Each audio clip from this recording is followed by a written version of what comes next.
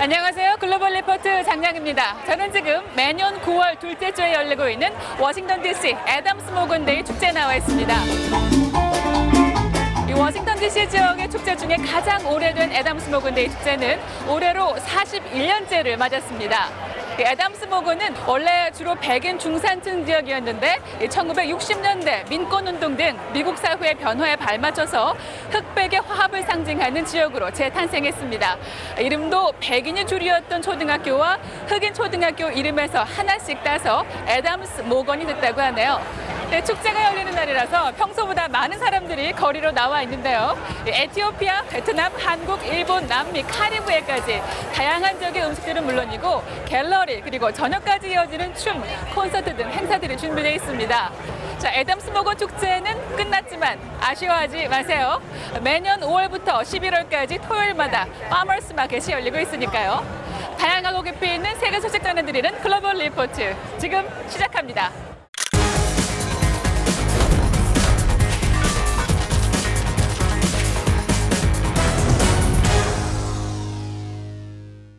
네, 한 주간 전 세계인의 관심사를 해시태그로 살펴보는 해시태그 디스위크 시작합니다. 존 볼튼 미 백악관 국가안보보좌관이 지난 10일 전격 경질당해 이번 주 주요 해시태그에 올랐습니다.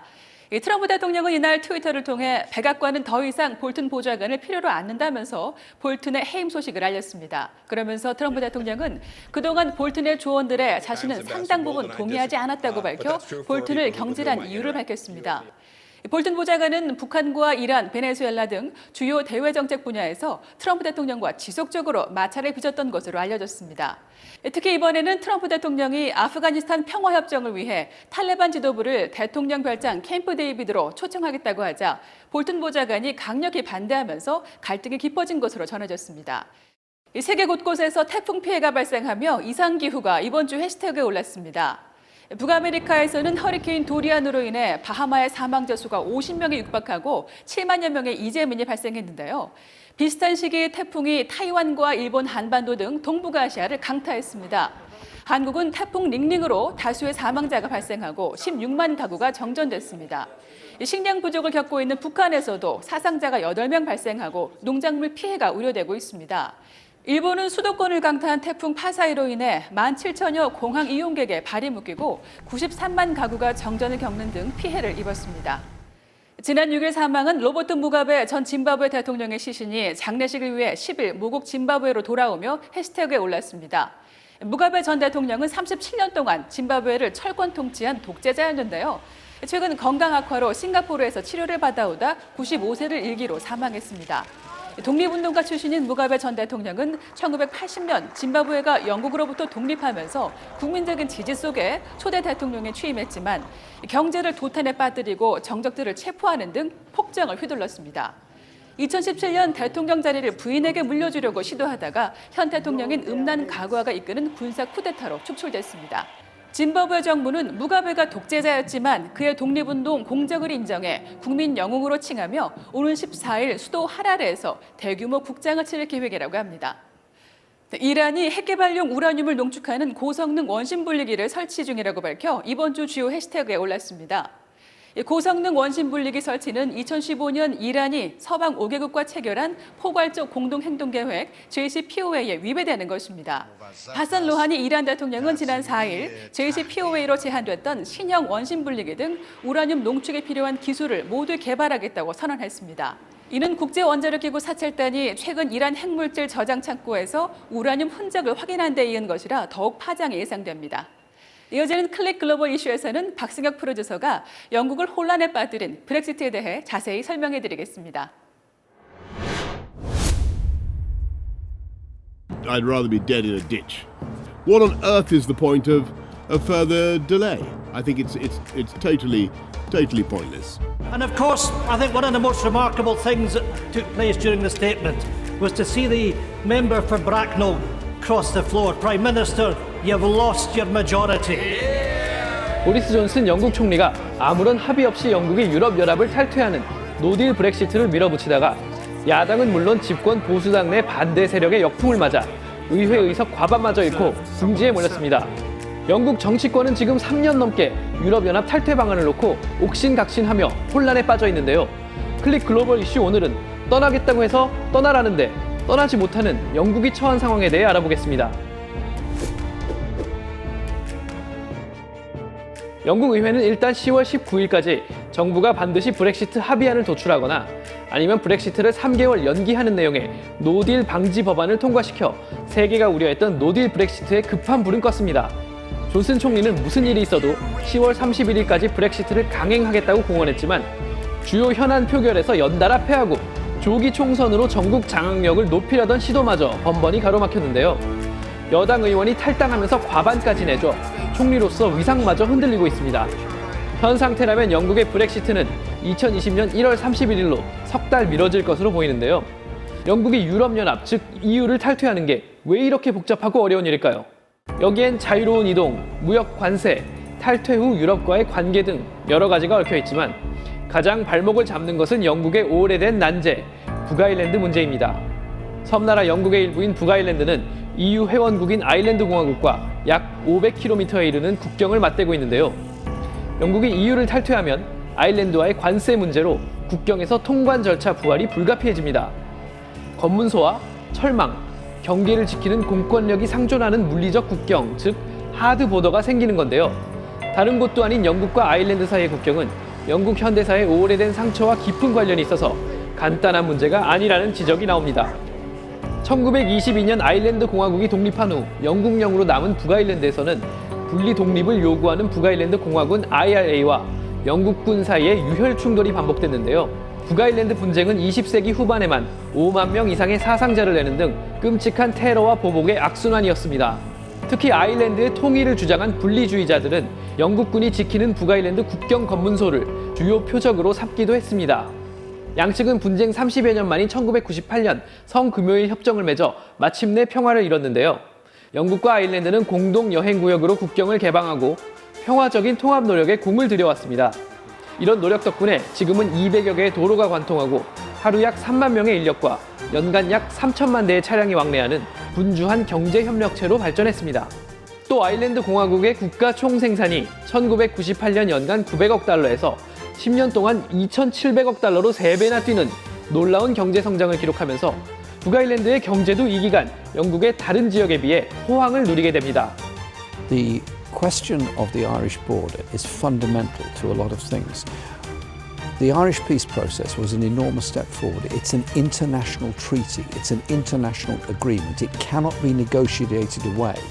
이에 따라 만약 브렉시트로 인해 아일랜드와 북아일랜드 간의 물리적 국경이 부활할 경우 지역 경제에 악영향을 미치는 것은 물론 지난 30년 넘게 평화를 유지했던 북아일랜드에 또다시 분쟁의 씨앗을 뿌릴 수 있다는 우려가 나오는 것입니다. 실제로 과거 IRA의 정치 조직이었던 아일랜드계 민족주의 정당 신페인당은 브렉시트 이후 북아일랜드가 영국을 탈퇴하고 아일랜드와 통일해야 한다고 주장하며 이 문제를 지역 주민투표에 붙이자고 말합니다. In respect of a potential crash Brexit has to include the constitutional question and the issue of a border poll here in Ireland.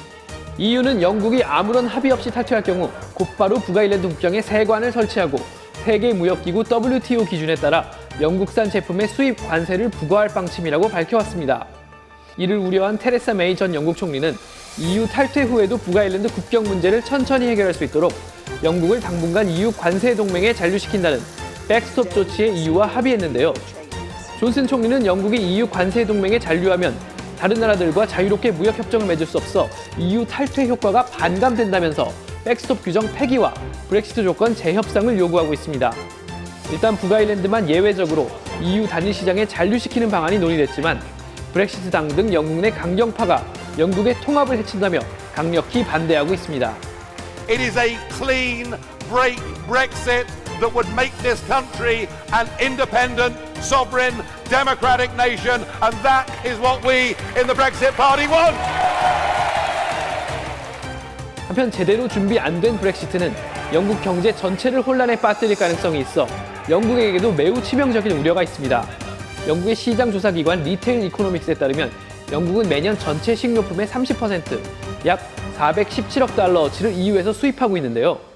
만약 동일한 규모의 수입을 유지한다면 영국은 그동안 낼 필요가 없었던 연간 110억 달러 규모의 관세를 EU에 지불해야 합니다. 또 전체 생산품의 98%를 EU에 수출하는 영국 양고기 업계는 앞으로 유럽 시장에서 40%의 관세를 적용받게 돼 큰 타격을 입을 것으로 예상됩니다. 이 밖에 핵심 물품 수급 차질, 무역과 서비스 거래 중단, 파운드화 폭락 우려도 거론되는데요. 실제로 영국 중앙은행은 지난해 노딜 브렉시트가 일어나면 영국 국내 총생산이 8% 하락하고 실업률이 7.5% 증가하는 등 심각한 위기가 발생할 것이라고 경고한 바 있습니다. 영국 내 본부를 둔 글로벌 기업 325곳이 네덜란드로 이전할 계획을 세우고 있다는 보도도 나옵니다. 더구나 EU 소속으로 성장한 젊은 층일수록 유럽연합 잔류를 선호하는 것으로 나타났습니다. 19세기 해가 지지 않는 제국을 건설한 영국인들은 영국은 유럽 나라들과 다르다는 선민의식을 내세우며 영광스러운 고립 정책을 추구했는데요. 노딜이든 아니든 브렉시트를 앞둔 지금 과연 21세기 영국의 고립은 영광스러울 수 있을지 전 세계가 주목하고 있습니다.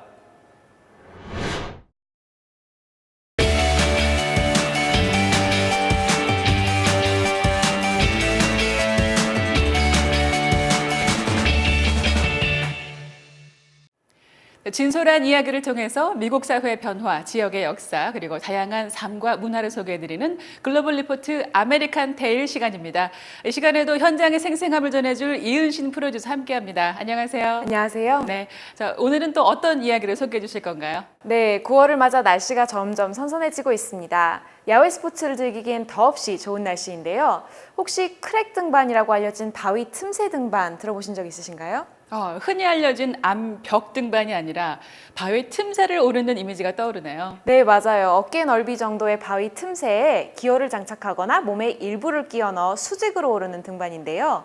오늘은 VOA 센트럴의 취재를 통해 보기만 해도 아찔한 유타주의 사암 절벽에서 크랙 등반을 하는 패멜라 팩 씨를 소개해드리려 합니다. 자, 그럼 팩 씨 함께 만나보시면서 글로벌 리포트 다음 시간에 인사드리겠습니다. Really, I think I was born to be an off-width climber. That was what my body was designed for, and clearly it was what my personality was designed for, because it requires an ability to believe in yourself beyond your physical capacity. My name is Pamela Shanti Pack, and I'm a professional rock climber. Utah is my favorite place to climb because we have these massive sandstone cliffs, and often I'm the very first person to climb those particular cracks. I climb in a traditional style, which means that I have specific gear that's designed for placing in a crack, and as I climb, that gear catches me if I fall. Choosing when to place the gear, whether you're going to place the gear, what are the chances you're going to fall.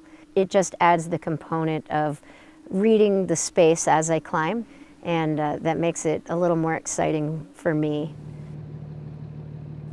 Being a professional rock climber as a woman is relatively new. When I started in this particular style, it was 2010.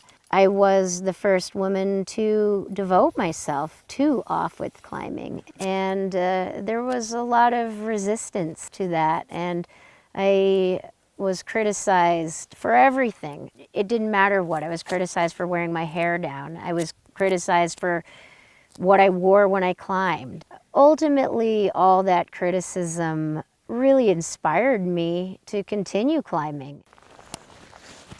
All right. Good to go. It is a dangerous sport, so there's a lot that goes into it. I've climbed despite having broken ribs and various other injuries.